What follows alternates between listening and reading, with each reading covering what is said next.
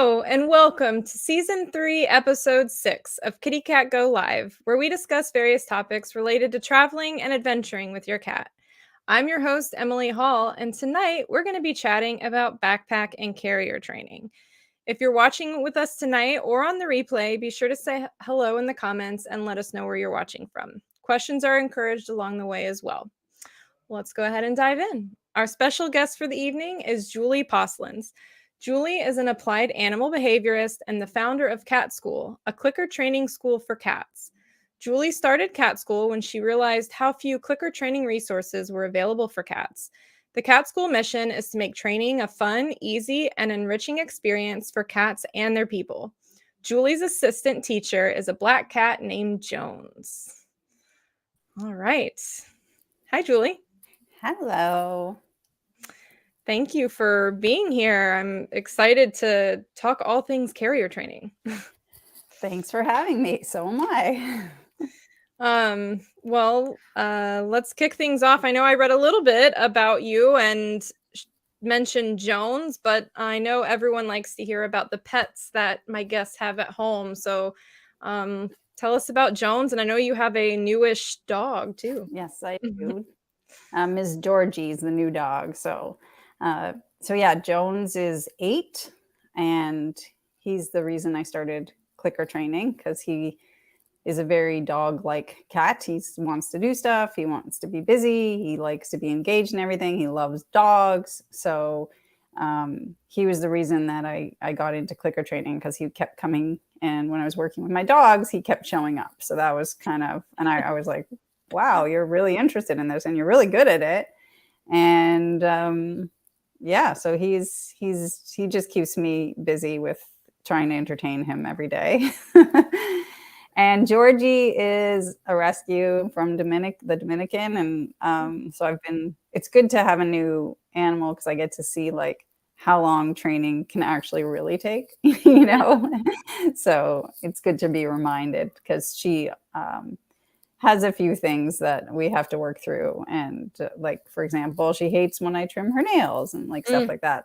It's definitely a good opportunity to start fresh and see how much work it takes sometimes to get past these things, and have a new animal to work with. Yeah. Along those lines, do you find that the training methods that you use are similar for both Jones and Georgie? Yeah, absolutely. Very similar. I would say, like, for many of the training plans, they're almost exactly the same. There's a few things like that I would be teaching Georgie that I might not teach Jones and stuff. But for the most part, you know, like, I'm not putting Georgie in a backpack. So vice versa, there's things I would teach Jones, but not Georgie. Georgie, I work on like more formal obedience stuff too, like healing and stuff, which I don't do with Jones. So like, she's learning to put her chin on my leg and stuff like that's not something I'm ever going to teach Jones. That's funny. I've been working on that same skill with my dog, but except my hand instead of my legs. That's a hard one. Yeah, it's hard. Well, the chin rest, I do teach that to Jones, but I don't actually transition that to like putting his head on my leg or anything like that. Whereas like with her, we're working on that. So yeah, it is hard.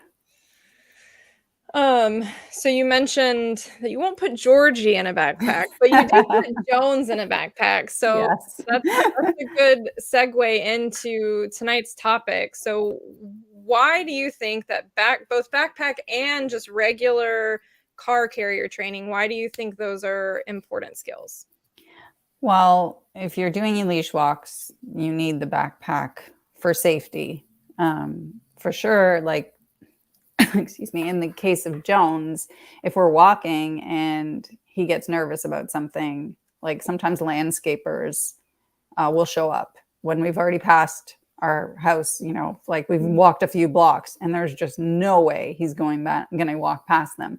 There's an example where I would definitely get him in the backpack first. If I saw a strange cat, that's an emergency. I would put him in the backpack until I kind of figured out what's going on. A dog off leash, those are all examples where I'm like, okay, you're going in the backpack right now.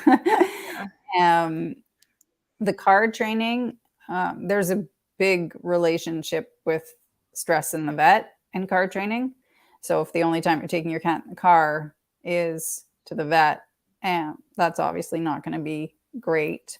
So working on that, if you work on your training, and a big part of that is the carrier. So if you decrease the stress in the carrier and the car, you're already going to be so much better off when you get to the vet. Your cat's stress is already going to be a lot less. So that's a huge, huge, thing that you want to work on.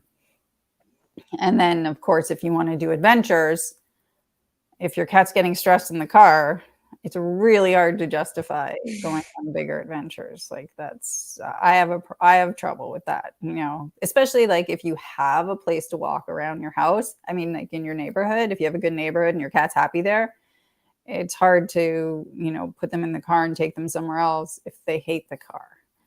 That would be a big barrier for me to doing bigger adventures. If my cat didn't like the car and we had a safe spot to walk near our house, it would kind of be like, yeah, what's the point? He hates it. So why am I going to do it? Mm-hmm.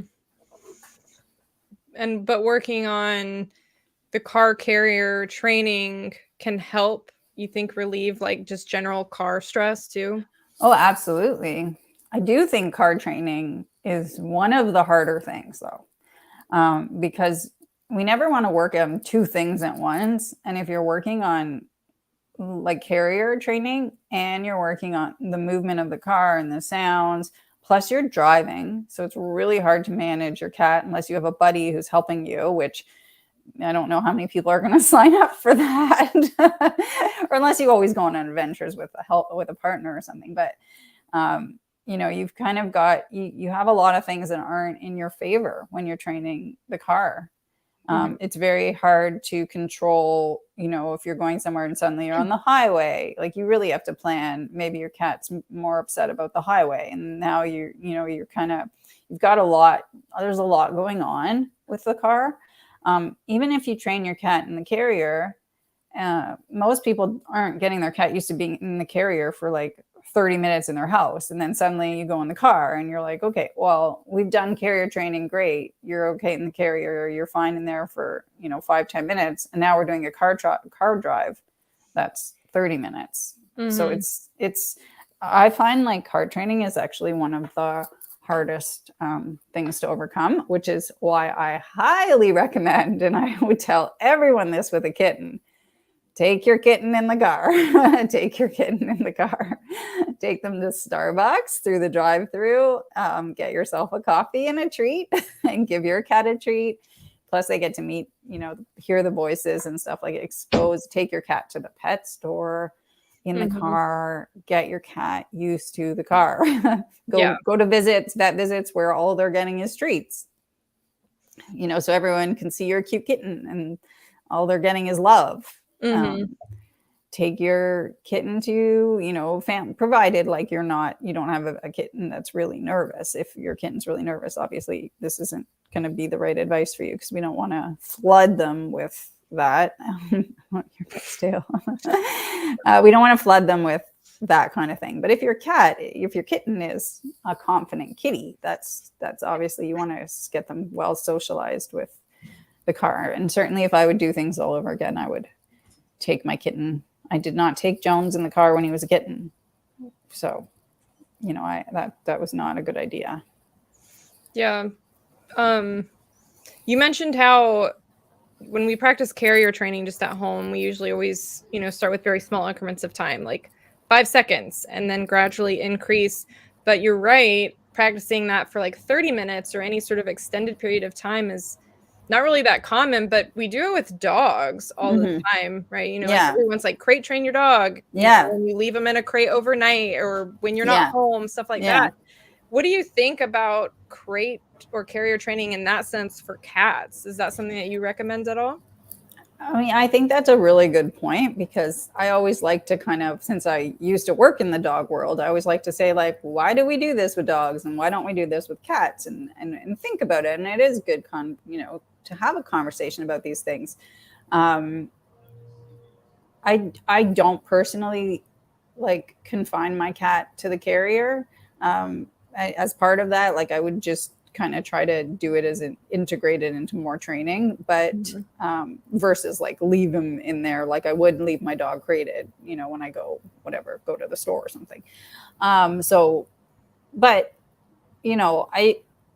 I don't necessarily think getting a cat used to confinement, for example, in a bedroom would be the worst thing and stuff like that. But would it be along the path of improving things? I don't necessarily know. Like, I think my strategy, instead of kind of going that route of getting the cat used to staying in their carrier longer, would be to do backpack walks where they're in the backpack for longer. I feel like, I think the reason why I would do that is because then they're also getting exposed to sounds and stuff, which is part of the training plan for getting used to the car, is just like hearing things, and you're walking to and from the car. And so I feel like that would be more along the lines of getting the cat used to, more, I guess, along the path that we're on.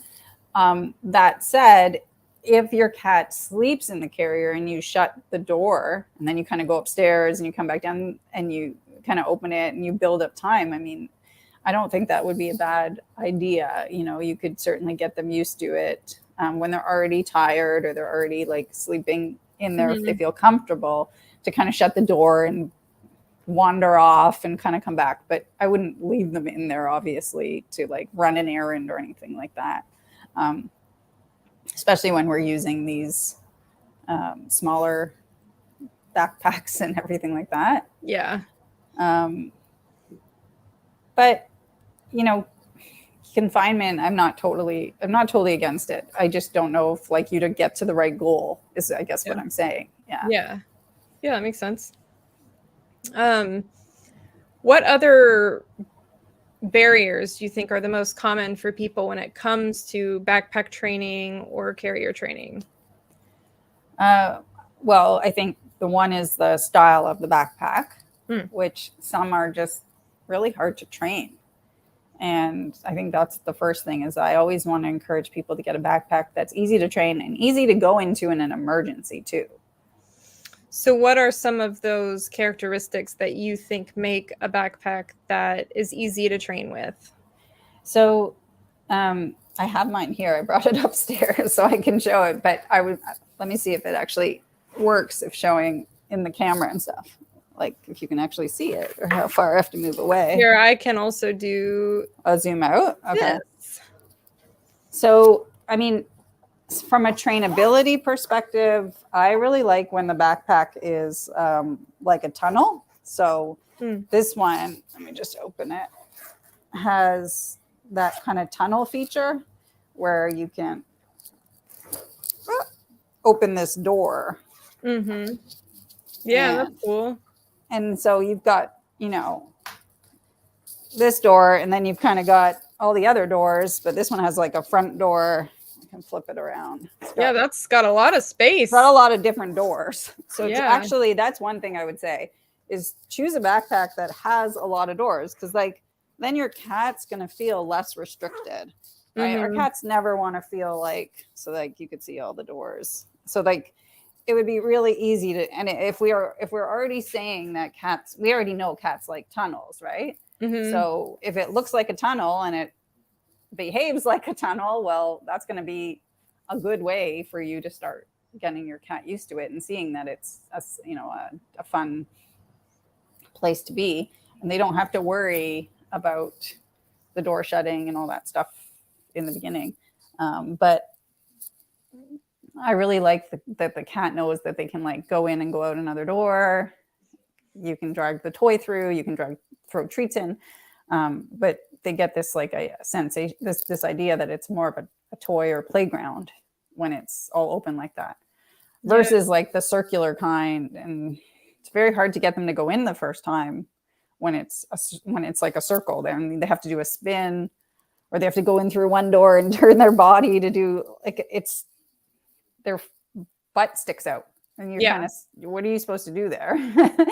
Like, you don't want to push your cat in, obviously. Yeah. So sometimes you can lay them flat on the side. So that's another kind of route that I've gone with that style, is the ones that are kind of longer and circular, and you can lay it on its side and you get them to go in, and then you kind of put it vertically so it's horizontally, and then you turn it that way.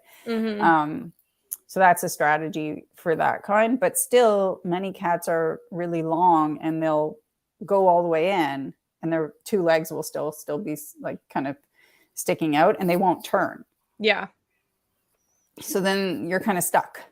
Yeah, I think that might be my problem. I've been working really hard on backpack training with my cat Samson, and whereas like Kylo, he took to it really quickly, and Griffin does too, but they're also small. They're small cats, yeah. and so they can like just jump in and they have no trouble. But Samson is bigger and longer, and he goes in, but then doesn't have anywhere to go, and he can't, so I think I need to get one with those tunnels. Yeah, I've done like so many different training plans with this style of backpack, because you can even open the side doors too. So you can teach, I think one of the behaviors, or like the foundation behaviors that helps with backpack training, is teaching your cat to spin. So if you go in one door and you can kind of get them to do a little spin, that's going to help. Well, guess what? If you open all the doors of this backpack, you can create almost like a big circle, and then you're kind of teaching them to spin, and then you start closing the doors one at a time, but they still understand to spin. So you do it when it's really easy to teach them to spin, and in each of the using, because you can put it, when you're trying to teach them to spin, if the backpack's all confined, you're not going to be able to get your hand in there to kind of get them to turn around. But if all the doors are open, you can get your hand in there and you can encourage them to spin. And then once they understand what they're supposed to do, because they understand that you're going to be delivering the treat in the front. So it's in their best interest to turn to get their treat. So you just need to get a few of those in, and then you can start closing the door. And they're like, oh yeah, I got to turn around because my treat's at the front, and it works. Yeah. Yeah. That makes sense. Well, I think I will be backpack shopping. Whatever. Like, I mean, there's disadvantages of that style. I feel like the issue is that people have to start with that style. And then you can move on and try different styles. Like, the one I have doesn't have a very good flat top for shoulder cat. So I would say, I know like the Pets Fit has one that's a really nice flat top, and some of the travel ones, whatever, like you've seen some of the other ones, they've got better flat tops, but like this particular one, it's kind of on the angle. So it's got that, it doesn't have that feature, which I really like when the top is flat.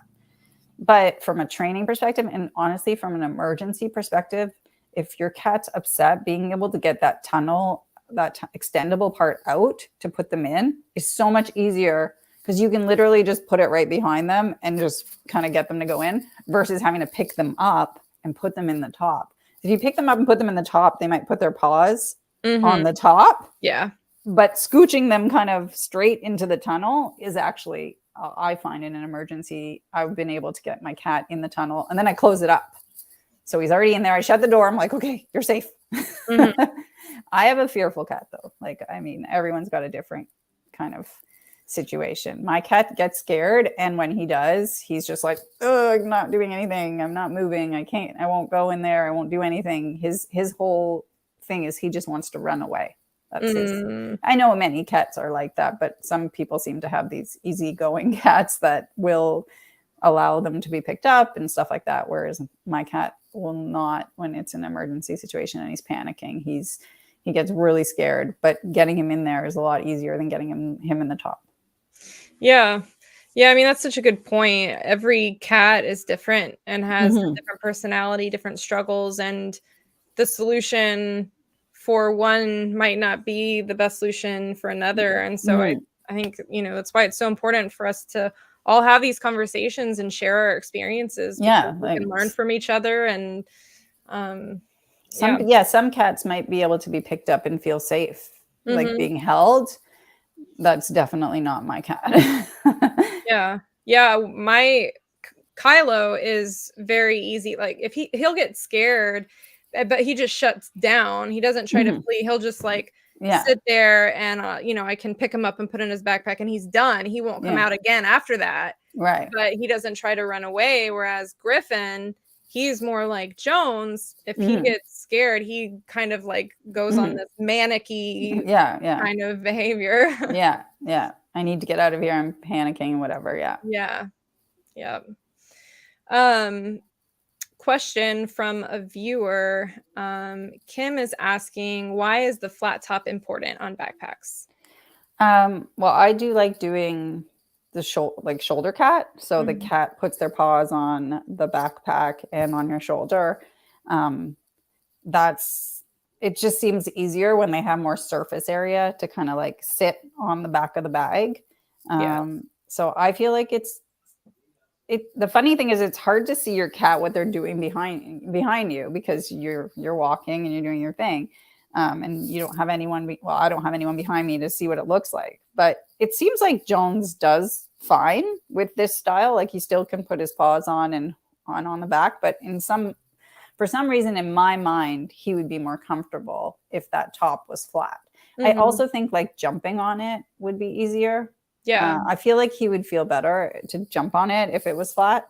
Than kind of like he does okay with it, but I think it would help with his confidence and stuff. Yeah, it's nice too, like, if, you know, if you're out on a hike, your cat gets tired, they can sit on top of your backpack and still, like, watch and see Hmm. what's in front of you while sitting on the top of the backpack instead of having to be confined inside and not really getting to see everything as well. Hmm.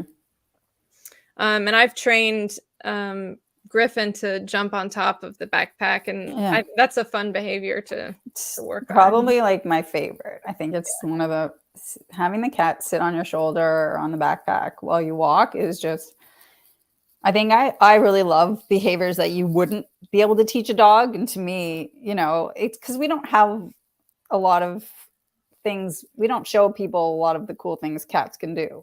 But when you're out in the world and you're like, this cat is sitting on my shoulder, like it just feels like you're saying, see how cool they are, Yeah. all the stuff you can do with them. Like this is what makes cats so awesome. They're so much fun, but like people don't really get to see it. Yeah. Yeah, exactly. Christine is asking what backpack you suggest for a long, large European Maine Coon. She has the fat backpack, but if he stands up, he's mostly out of it. Right. Yeah. I mean, it from a training perspective or from like a comfortability on hikes. I those are two kind of different things.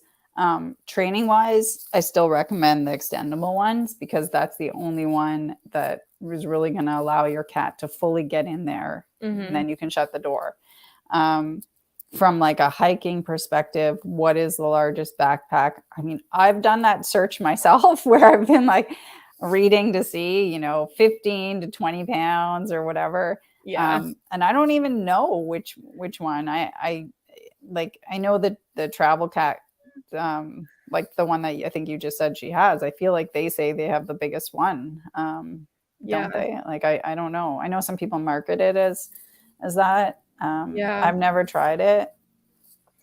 I Um, have that one, but I don't have cats that are 20 pounds. So mhm. I can't say if a cat that big would like comfortably fit in it or not. I have seen there's one out on the market that's a double decker. And it's a weird name like Ibiyaya or I don't Oh, know. Ibaya. I think they make Yeah. strollers or something. Yeah, and they Yeah. have a double-decker backpack so you can put, like, Oh, that's 2 cool. cats, Yeah. and I don't know if you can take out the middle, divider, but if you can, then maybe that one would work for a larger cat, since it's made to fit 2. How much is her cat weigh? What's in the 20 cat? pounds. 20 pounds. Oh, wow. Yeah. Yeah. Unfortunately, I do think that the backpack industry is like missing Mm. really good ones, you know. Yeah, I I have really, yet to find the perfect. yeah, me too. And I hate telling people, okay, you need to buy 2, you need to buy 3, you need to try this and stuff. But like, I really feel like when it comes to backpacks, it is that the case. There's, we're going to try all these different things because they're not that good. Yeah, no, There's definitely not one that I'm like, I would love to try a different one, but I feel like I can't beat this one. And there's like features I'm living with because the other ones don't have them. yeah. Yeah, I don't know how many backpacks, like 6, Oh, maybe wow. 6 different ones, but, none of them are ones that I, like, 100% am happy with. Yeah, I agree. It's like I like this one for this purpose and this one for this purpose, they all kind of have their place and their feature that I like, but maybe if, like, we could somehow combine them all. Yeah, it's funny because I was talking to someone and they were saying they had a backpack and I was like, "Oh, I really like what you have." And she actually said, "Yeah, I'm not that happy with it. You should try the Pets Fit one." And I was Mhm. like, "I used to have the Pets Fit one and I gave it away." Yeah, that's one of the ones I have. It's a pretty good one, but it doesn't extend. It doesn't extend. No. Also, speaking of the extension, one of the that's a feature I like because I also, when I take him to the vet, if I want to use the backpack in the vehicle, I extend it. And then I can carry him if I have like a farther walk. Mhm. Because sometimes, like, I have to, being downtown, I can't always park right near the vet. So then at least I have the backpack. So in the vehicle, I extend it. So that's the other Mhm. reason why I use this one. Yeah. So exactly with the Pets Fit, that I wouldn't have that option in the car. And if he had an accident in the car, he's in such a tight spot now, Mhm. So Yeah. Yeah. So yeah, there's I no agree. perfect backpack yet. There's no perfect backpack. Someone needs to come up with it. And I feel like they could be made bigger. Like you see people with like Uber driver or Uber food delivery with the big box. I Yeah. think that like would be better. I don't know. Well, and think about the kind of backpacks that people have, like, to go on big backpacking trips. I mean, I Yeah. know they're mostly bigger, like, vertically and not so much horizontally, but I feel like you could get the best of both worlds with I that, feel you like know? even I want one personally. If I was to design one, I would want one that um, you can not hold in the back when you're walking your cat, because if in an emergency, you don't want to have to take it off, turn it around and get your cat. I'd like to be able to kind of like wear it on the side, and he would be able to jump in almost like a tunnel and Mhm. then flip it on my back. I don't actually walk with him that far on my back, like inside the backpack. I don't know. I just think like also the other feature that's missing in some of these is an emergency situation, because by the time you get it off, flip it around, open the door, it's A just lot can happen a in lot can that. happen. Yeah. Oh Yeah. yeah, and wearing it in the front, that's the other thing from a training perspective. Being able to wear it in the front would be so much better, because training is all about reinforcing your cat. When your cat's at the back, you can't do anything. So like most of the time when I'm actually in training, I'm wearing it at the front, Mhm. and they're not really designed for that either. So I would add that as a feature too. Is like it needs to be comfortable at the front so you can train your cat and give them treats and see how they're doing and Mhm. all that stuff. So that would be an advantage too. Yeah. I mean, I don't know. Do you ever wear yours on the front? Because I do sometimes. I don't. I don't, no.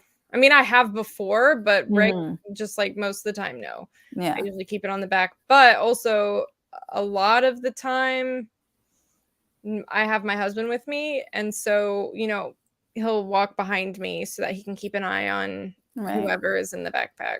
Yeah. Yeah. That's helpful. Yeah. Yeah. Um, Kind of going back to the training process, um, what what is the first step? Like, where do you start with backpack training? I know you mentioned like teaching spin and all of that, but I Hmm. feel like maybe there's steps even before that. Um, so can you just like I guess walk us through the basic training process for backpack? Hmm. So the first step would be just putting treats inside to show that this is a good place to be. And that's where like the longer one really comes in handy, because you can put the treat right in, so your cat has to go all the way in. Yeah. And so you're getting them in there. And then once they're in there, now you've kind of got the behavior you want to reinforce, because they're already in there. So once you get them in, then you put more treats in. So by doing that, you're saying to them, when you go in here, good things happen. And once your cat is like, oh, well, whenever I'm in here, I get lots of treats. Well, guess what's going to happen? They're going to go in there on their own. So now they go in there on their own. And that's when you could use your clicker to like mark or reinforce that behavior and then give them a treat. So then now you're turning it into more of the cat's offering the behavior you want. I'm going to go in there, and then they're going to almost start looking at you like, look, I'm in here. Do I get something? So once you get them doing that where they're offering it, then you can start to like add the signal that you want them to go in. And so one of the challenges with the training is that the backpacks are really quite narrow, and you're trying to put your hand in. So let's say your signal is to go in, put your hand in there to tell your cat to go in there. That's really hard. So you could use a target stick. So that's actually one of the good uses of the target stick, because it's so thin. So if you teach your cat to touch the target stick, then your signal can turn into that. So you can put the target stick in there, and that can be. And one advantage of that is that if you are wearing it on your back, you can take the target stick and put it on your back to tell your cat to go in there too. So I do like the target stick as a tool for backpack training. If not, you're going to want to figure out what you want your signal to be. So then you're pairing the signal with the action of your cat going in. So let's say it was a verbal signal, like crate or whatever you want to use, or, get in. Then just as your cat is about to go in, you're going to walk over and say, get in, or you're going to point to it, whatever signal you want.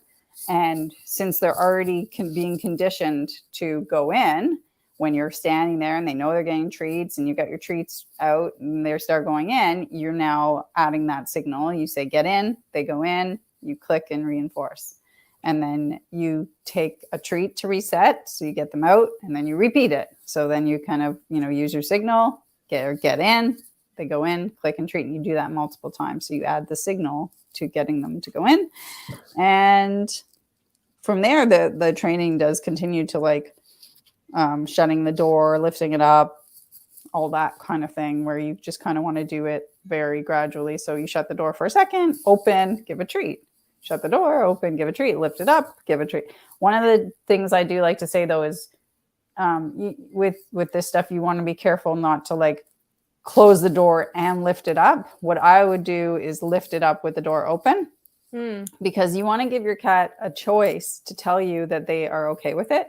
And if you leave the door open, I always like to train with the door open, because if they jump out, that's their way of saying, I'm not okay with this. You got to make it easier for me. So I think a big mistake people make is shutting that door, and then they don't really realize if you shut the door, you don't really know how your cat is feeling about it, because they're kind of stuck in there. Yeah. So shutting the door is actually one of the last, like I'll practice shutting the door a bunch of times, but I won't actually do much with the door shut, because I want that feedback of like, are you okay in here? And do you want to keep going in here? And do you want to stay in here? And all that stuff. And if the door is shut, it's really hard to get the feedback. Yeah. Yeah. Makes sense. I think the most important thing, like you said, is to just take everything very gradually and small steps. I know a lot of times similarly with harness training, right? I can't tell you how many times I've heard someone say, oh, I got a harness, I put it on my cat and tried to take him outside one time and they hated it. It's like, skip like a million steps. And I think that happens with backpack and carrier training too, is that people try to go too quickly or skip ahead too much. And so just breaking things down into like super small bite-sized pieces and taking things slow and gradually is so important. So important. But it's also like, to me, backpack training is something fun. Like, it's not something I do because I'm taking my cat out for a walk. It's actually something where I'm like, okay, what am I going to do with him now? He's bored. I actually find that it's one of the funner things to work on because there's actually so many different options and things you can do. So like one of the things that I did the other day, which I've done before, but I haven't done in a while, is I put the backpack with one of the doors flat, with one of the doors open, and I had him on a chair, and I had him jump into the door from the ground. So we were working on different ways to get him to like jump in. And that translates to like when he's on my back, or if I wear it on the front and I bend over and I want him to jump in.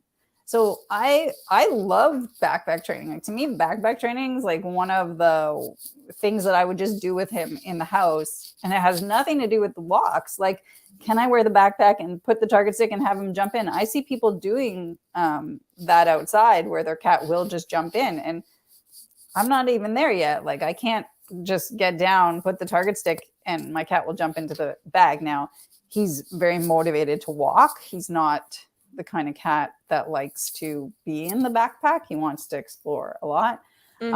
So like, if we want to accomplish this, I'm going to have to work really hard in the house to get him to do that. And it's something that this kind of thing can keep you busy in your house. And like, to me, I like taking my cat for a walk, but there's always the risks and the stress and stuff that goes with it. Whereas, you know, spending 10 minutes on teaching him something has zero stress. You know, you're in your house, because I always walk in busier neighborhoods and stuff. That's kind of where I live and how we have to do it. So, you know, it's not as probably relaxing for me as just like, oh, let's take out the backpack and get you to jump in. That's fun. That's easy. And you're getting exercise, you're getting enrichment, and this skill is going to help us on our walks. Like, to me, backpack training is just not something that I'm like, let's do it, we're done, I'm out of here. It's something that, you know, with the 3 or 5 different doors we can use, and the back and the front, and there's all sorts of different ways to like improve it. You know, can he go up and in the back? Can he, if I just crouch down, is he going to go in? Like, all those things. They're all fun activities. And I imagine too, the more types of backpack training you do, and the more different ways you train your cat to interact with the backpack, to get in it or on it, also increases their comfortability with it, which will translate like when you're out with it. They've done so much with their backpack and they're like so comfortable in it because of all the training you've done. That will help a lot. Yeah, exactly. And like you and I were talking just before about whistle training our cats to go in it and stuff like that. Like, there's a whole other level. Like, can I get him to go in an emergency? Well, I have to teach that indoors, and then in a quiet spot outside. And then, you know, to a point where it's like that reliable, or what we say, that fluent, that he would actually do it in a scary moment. Like, we're talking years of work. Like, I'm going to be busy training this backpack forever because it's ongoing. Like, if I really wanted him to respond in an emergency and like jump, you know, people say, oh, like, I really want my cat to jump into a backpack in an emergency. That's hard. That's really hard. Like, does your cat see the backpack? Like, you're wearing it on your back. They're on the ground. How are, you know, like when people say they want their cat to do that, that's a lot of work, unless their cat prefers the backpack and really gravitates towards there naturally for like lots of different situations. But in general, I don't think in an emergency situation, it's very easy to train your cat to see your backpack and jump in there and all that stuff. I think they're going to be, well, I know my cat is way more inclined to try to run away. And actually, when a cat sees a trigger, something they're scared of, their instinct is to run away. They're not going to want to stay somewhere, and they're going to want to create more distance. And if the backpack is keeping them near the trigger, it's going to be even harder because, you know, they're kind of, that's competing with what their natural behavior would be. So there is tons and tons of work, but it could be a fun activity. Is basically, could be something you could work on probably every night for like a year. So everyone has lots of homework to do. Yeah, everyone has lots of homework. You can just play with that backpack every night for 10 to 15 minutes, and have tons of homework to do. Yes. Yes. Um, what kind of advice would you give to someone whose cat has had a negative experience with a backpack? Because I know that comes up, maybe there was a bad dog incident that happened, out on the trail. And so now the cat won't go in the backpack anymore because they associate that backpack with whatever the negative experience was. Yeah. How does one overcome something like that? Well, I mean, you do have to go back to the beginning.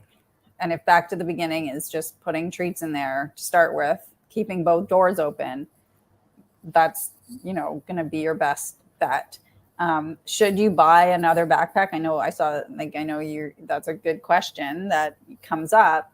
And I think it does depend, because when the prop is poisoned, it can be hard to unpoison it. Mm-hmm. And starting fresh could work. So if someone had like a crappy backpack, I would say, sure, now's a chance to like get something new and start fresh. But if you really like your backpack, or you really like the equipment that you have, and it is easy to train those initial beginner steps again, I would definitely say, you could start over with really high value food in your house and that sort of thing. Mm-hmm. The idea is that we want to do 100 good training sessions for every crappy thing that happens to them in the backpack. So for example, let's say you're going to go to the vet in that bag, you would want to fill their bank account with 100 positive associations with the backpack. And then you do the one negative one and it doesn't really affect them, especially if you, like for me, I would use medication to decrease the stress for that incident. So I'm sort of combining a bunch of things to help with that. So you're training tons and you're making lots of deposits in the bank that this is an amazing experience, this backpack, and good things happen in it. You have your one bad experience, but you reduce the fear and the stress associated with it as much as possible with your training and possibly meds if you use that for taking your cat to the vet. And so then in that situation, I would say you could use the same backpack because you've done all this hard work and you've reduced the stress so much. So, to answer your question in another way, if like something really bad happened with this backpack and Jones hated it, would I still use it? Yes, I would start from the beginning. I would not say this backpack, forget this backpack, which I love and I find easy to train, but I would work with it again. And also knowing that he's had so many positive experiences with it, my hope would be that it wouldn't be that hard to. And I think I've seen and heard lots of people say that, like that their cat went back in it the next day and stuff, like they did. So if you've done the whole hard work and you've made all those associations, hopefully they don't just think, oh, it was the backpack's fault. Yeah. Yeah. Yeah. Along those same lines, would you ever recommend that someone have a separate carrier for specific activities? Like this carrier is for vet visits, this carrier is for adventures. And so that way there is no crossover with associations, or would that be more detrimental and make it harder to go to the vet because, then they always associate that carrier with vet visits? I think it would definitely make it harder, because if you're taking them in their backpack to all these fun things and then you have that one negative thing, then that's a lot better than just, here's that thing that, is really, really negative, and they know, oh my God, that's associated with the vet. That's bad. And then, so I would definitely not go that strategy. Yeah. That makes sense. Question from viewer Cynthia says, how does one train the cat to stand up out of the backpack and onto one's shoulders? So I know you actually have I've already pulled up the YouTube video. I'm going to drop that in the comments for people because it's a really great video where Julie walks through the process of the shoulder cat training. But do you want to just like quickly speak to that and run through the training process real quick for that? So the shoulder cat, so how do we get the cat to step on the backpack and have two paws on the shoulder? Is that the question? Yes. Yeah. So we're teaching the cat to jump on the backpack. So here's another backpack exercise. We could like do, 100 backpack exercises, but you're getting your cat to jump on the backpack. And then I always do it. Then I put it in the front and I have them jump on it on the front. You could actually have them go, if they're on a chair, to just walk over to it on the front. So that's part of the training plan. I'm trying to remember the training plan now, but I think that was part of it. You have the cat on the chair, you wear the pack on your front, and then they just walk on the front and you feed them treats there. Mm-hmm. So they need to feel comfortable stepping on, I think like the foundations is they need to feel comfortable stepping on the backpack. Then they need to feel comfortable jumping on it. So you have them go from the floor on while you're wearing it onto the front. And then once they're like, oh, this is cool, jumping on this gets treats and stuff, then you can start switching it to the back. Mm-hmm. Because training it at the back is so much harder than training it at the front.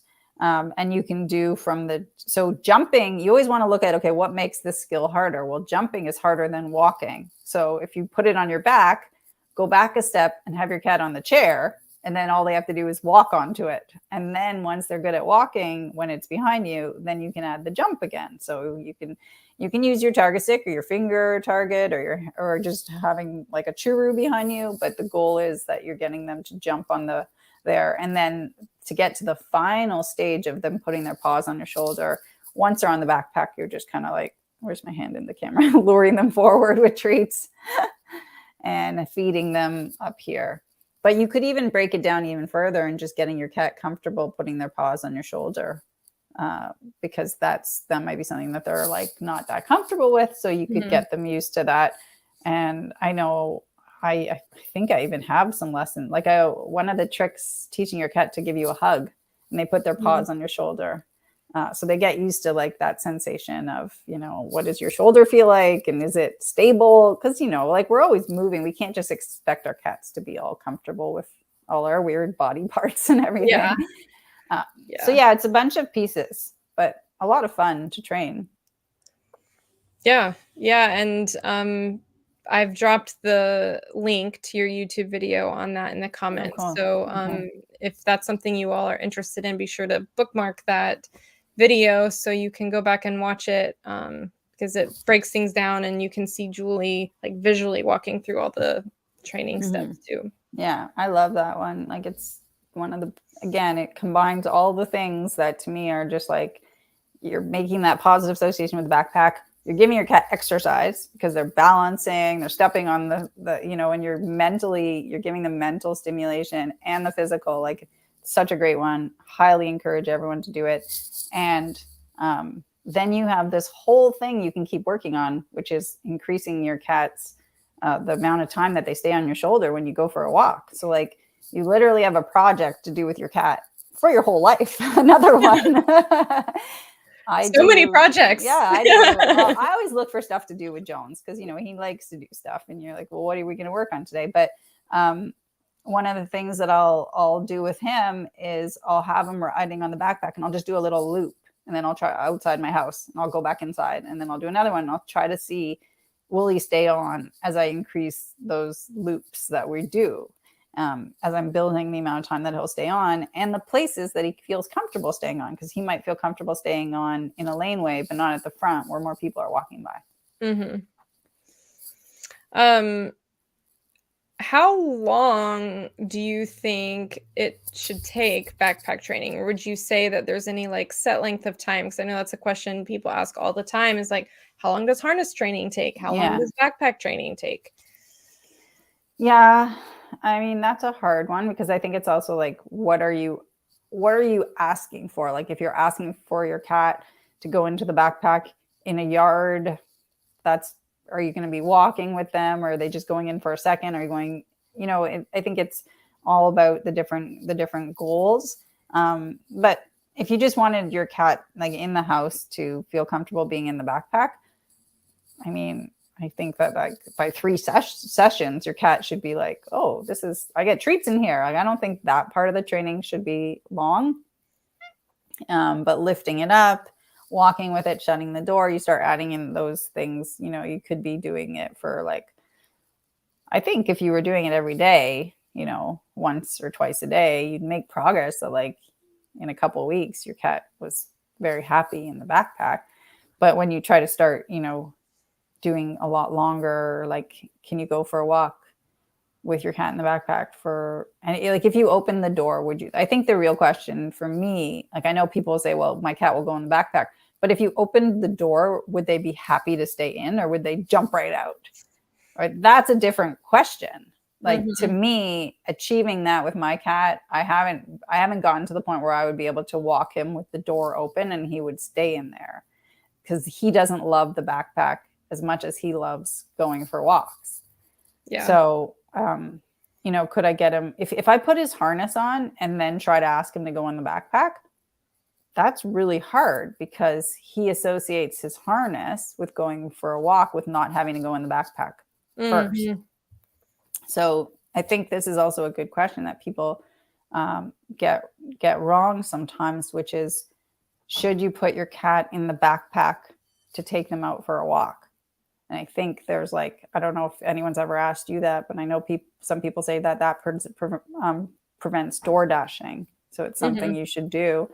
So I would not recommend that, because it's really important to me when I walk my cat that he always knows how to get home.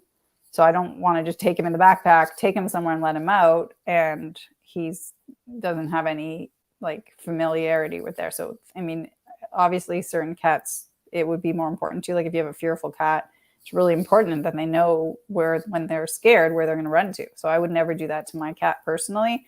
But now that he loves going for walks, I could do that as a way to make the backpack better. So I ask him to go in the backpack, we go out, and then I let him out. He already knows he's in a familiar zone, so there's no fear at this point. Then I've now made that association that going in the backpack equals walks. So if your cat loves going for walks and you put them in the backpack first, that can help make the backpack a better thing, because your cat thinks, oh, when I go in there, I get to go for a walk. But it doesn't work if your cat is fearful, because then you've taken them in the backpack and you've kind of, like, disoriented them, and then you let them out and they don't know where they're, so I think there's, like, two parts to that. Yeah. But overall, as a rule, for people starting their journey, I do not recommend putting your cat in a backpack to prevent door dashing. Yeah. I always just carry my cats over the door, not in a backpack. Like, if I'm just going in the backyard, I just carry them. So getting back to, like, the question that we were talking about before we came live, and I say, like, why would someone do that with a cat but not a dog? Yeah.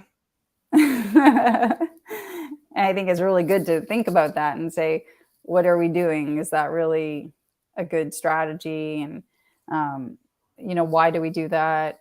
What have we been kind of, like, conditioned to believe why we should do that? Do we really think it's working to prevent them from door dashing and all that stuff? Yeah. So I know you're on your training journey to become a trainer. So that will be something you can definitely ask yourself. And if that's something you would, tell people, is that something because I think you want to kind of ask, like, yeah, why would we do that with cats, not with dogs? Does it really work? Yeah. And whenever the cat is being restrained, that's always something that we want to say, like, why are we doing this? Because it's not their choice. So we're taking them into a situation where they don't have a choice. And that's kind of like the same thing as having the backpack door open. It's like, what feedback can we get when we're holding them? We're kind of, like, losing that. Yeah. We're putting them in a situation where they, That's true. Yeah. I think maybe the most effective way for door dashing is to do the parking spot training and get your cat to go to a spot and have them stay. There's definitely a bunch of strategies.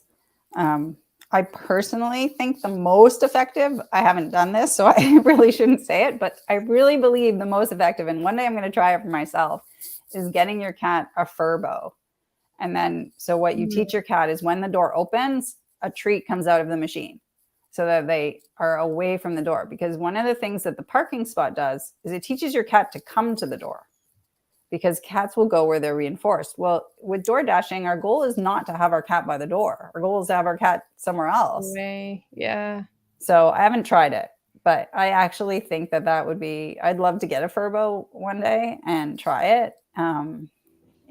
Like it's easy to say it would work, but trying it would definitely be a lot better. But I would love to be able to like click something on my phone that dispenses a treat and the cat is away from the door.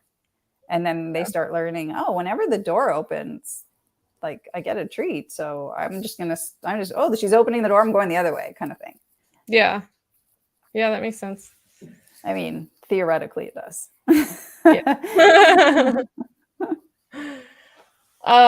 Question from Darren. He says, does backpack training directly transfer to bicycle basket training and kayak training? I think so. I think it's like kind of like on the same path of car training. It's like movement, noise, all that stuff. So getting your cat to stay in the backpack while you're walking, I think is a good step in the right direction. And then adding more motion. So if your cat's happy staying in the backpack while you're walking, then you're going to start, adding slow motion to that and seeing how they do, and then increasing the motion. So I think it would be in the same kind of family of behaviors. And think probably too, I haven't done bicycle basket training, but that the training process of getting your cat to get into a bicycle basket and all of that would be very similar to asking your cat to get into a backpack. Yeah. That's I've never done it either, but I do think, it depends how you're approaching it. Like if you're asking your cat to jump into the basket when it's already on your bicycle, that's different than putting them in and then attaching it to your bicycle, obviously. And I think, again, you want to go back to that door situation where, like, if you open the door, is your cat trying to jump out right away? Because how else do you really know if they like that being on the bicycle? Yeah. The best way to know is to open the door and give them a treat, see if they want to jump out, and see if they're happy staying in there to get another treat and stuff. Yeah. Well, lots of good questions, lots of good conversation. Training is such an endless topic. Training is a world. It's a world. I'm always like still trying different things, and it's definitely a big topic, and there's always stuff to work on. But I think like the big idea is like if you take it from a place of like we're all here to enrich our cat's life, right? That's ultimately what we want to do. We know that we want to find ways to see if they enjoy stuff. So we can use the backpack as a way to do that. And we can use the backpack to provide enrichment. We can use the backpack as a way to provide exercise too, with the jumps, shoulder jumps. Like those are so good for working on balance and all those other things. So, I think if we approach it from that way, then we're all going to win because we're all just doing stuff that's good for our cats and we're having fun with them and we're working towards our bigger goals of adventuring with them, like safely and stuff. Yeah. Well, I'm going to invite viewers to submit any final questions you might have about backpack and carrier training. And while they're doing that, Julie, can you tell us about the Cat School training program? Because I know backpack training is actually a part of it. Yes, backpack training is a part. So Cat School is a roadmap to training your cat. So there is, it's an online platform and you have your lessons inside the platform, and it's grades 1 to 5.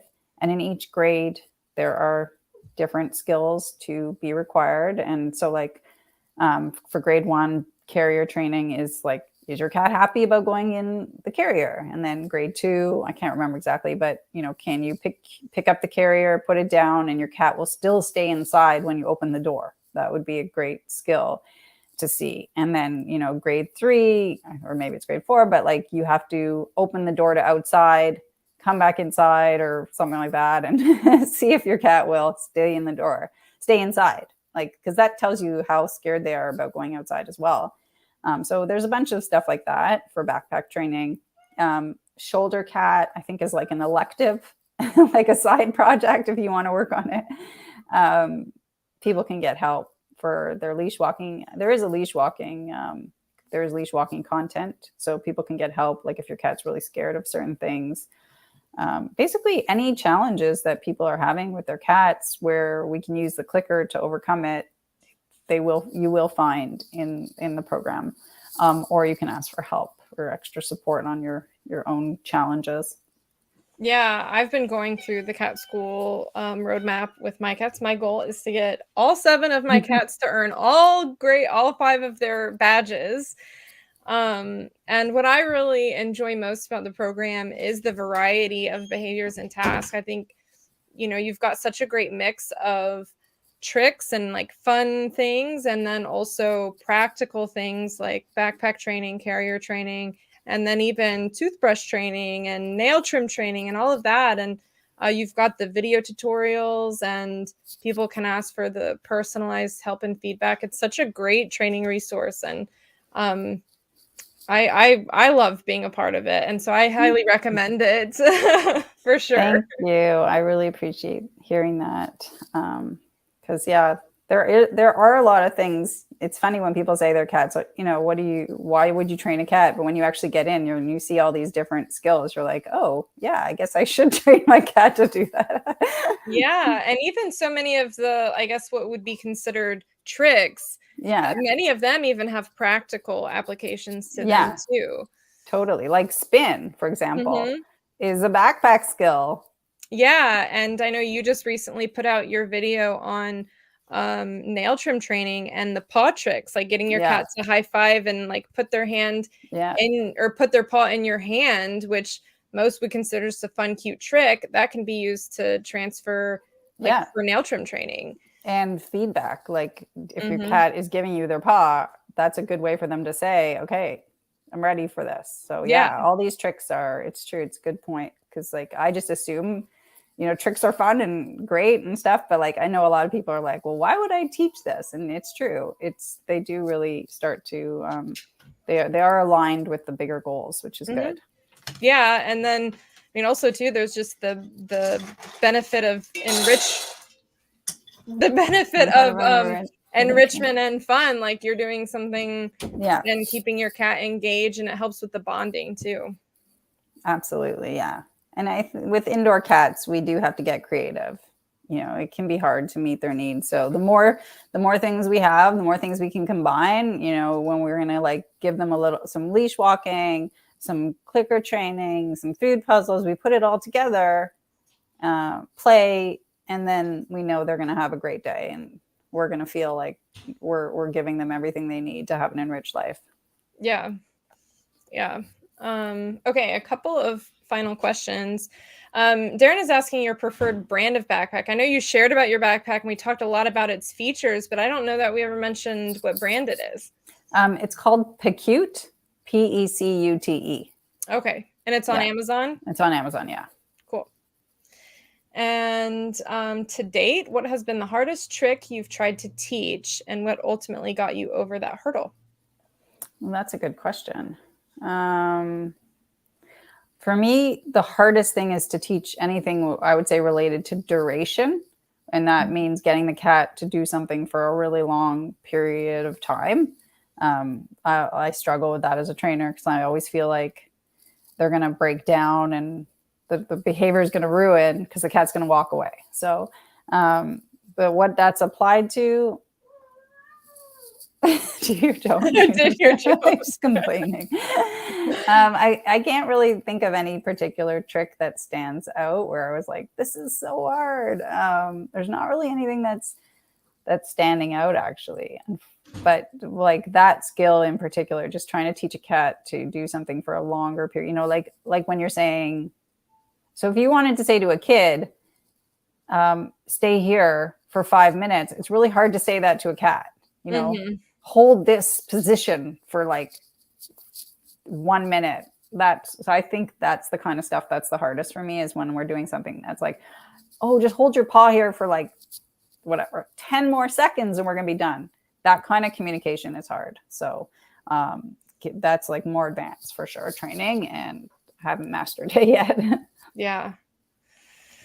Yeah, that is a hard one. I know. Well, we've been working together on training multiple cats at a time, and I've been doing a lot of the chair training with my cats and getting them to stay in their chairs and for longer periods of time. That is a hard one. It does. It makes you kind of nervous because you want to reinforce them for staying at their spots, and then if they jump off, you kind of gone back a step. So you feel, so you're kind of like, are they going to wait a little longer? Do I have to give them the reinforcement? Can I still work with the cat, or do I have to go back there? And if we don't write it down too, like if we're not saying, oh, they can do 10 seconds, 15 seconds, it's really hard to keep track. Yeah. So that's, anything related to that, I would say is hard training. Yeah. Like the stays for sure. Mm-hmm.